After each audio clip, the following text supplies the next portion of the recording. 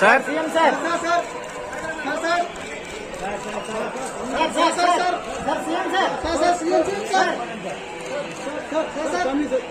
Okay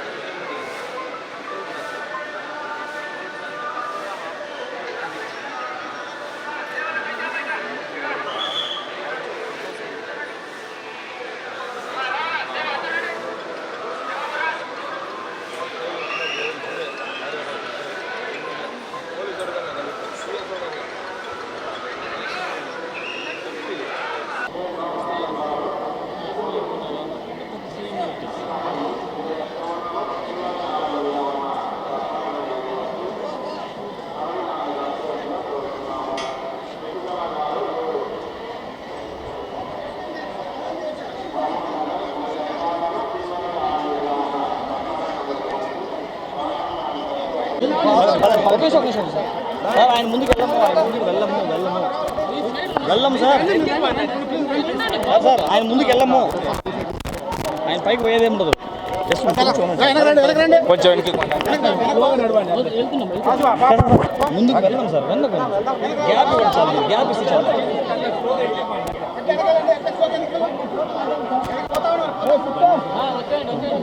ముందుకైతే బాగుంది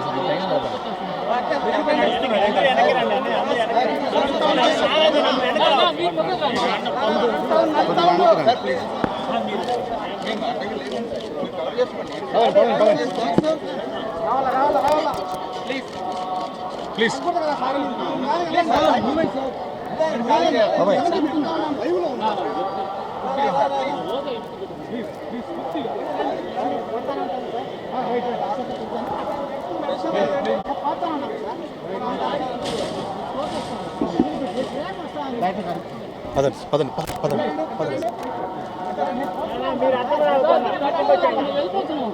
sir 1 second sir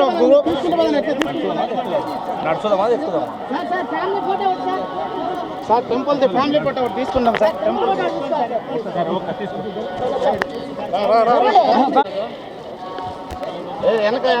sir 1 second sir sir అయిందా సార్ సార్ బాబు నిల్చుకుంటారా సార్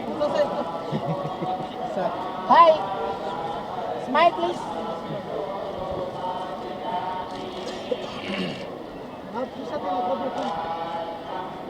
సార్ పదండి ప్లీజ్ ప్లీజ్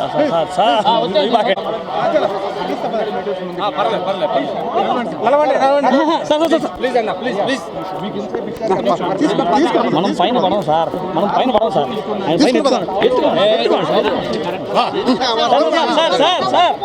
సార్ పైన పడం పైన పడము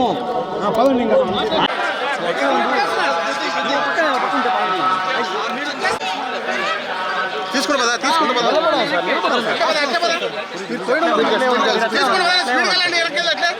అలాగే ఉండండి తీసుకుంటా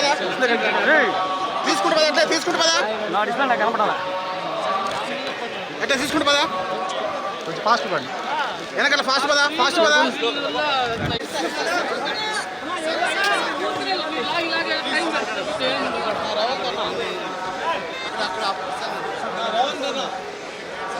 సార్ సార్ సార్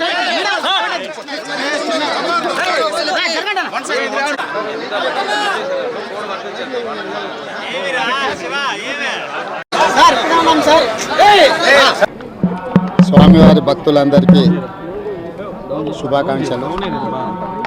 తెలంగాణ రాష్ట్ర ప్రభుత్వం ఏర్పడిన తర్వాత స్వామివారి దర్శనం చేసుకోవాలని ప్రయత్నం చేసిన ఎన్నికలు స్థానిక పరిపాలనలో కాస్త సమయం దొరకకపోవడం వల్ల ఈరోజు స్వామివారిని దర్శించుకున్నాం. రెండు రాష్ట్రాల సత్సంబంధాలు కొనసాగాలని, రెండు రాష్ట్రాల అభివృద్ధి పదం వైపు నడవాలని, ఆంధ్రప్రదేశ్లో ఏర్పడబోయే ప్రభుత్వము ఆ రాష్ట్ర ముఖ్యమంత్రితో తెలంగాణ ముఖ్యమంత్రిగా సత్సంబంధాలతో సమస్యలన్నిటిని కూడా పరిష్కరించుకొని కలిసికట్టుగా నడిచి రెండు రాష్ట్రాలు అభివృద్ధి పదం వైపు నడిపించే విధంగా ఒకరికి ఒకరు సహకరించుకొని ముందుకు వెళ్ళాలని ఆకాంక్షించను.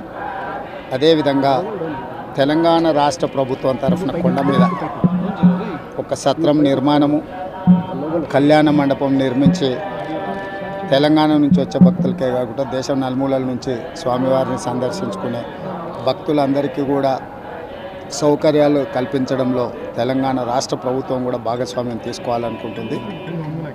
ఈ ఫలితాల ప్రక్రియ ముగిసిన తర్వాత తప్పకుండా తెలంగాణ రాష్ట్ర ప్రభుత్వం తరఫున సత్ర నిర్మాణానికి అవకాశం ఉంటే కళ్యాణ మండపం నిర్మించి స్వామివారి సేవ కొనసాగించాలని రాష్ట్ర ప్రభుత్వం భావిస్తుంది.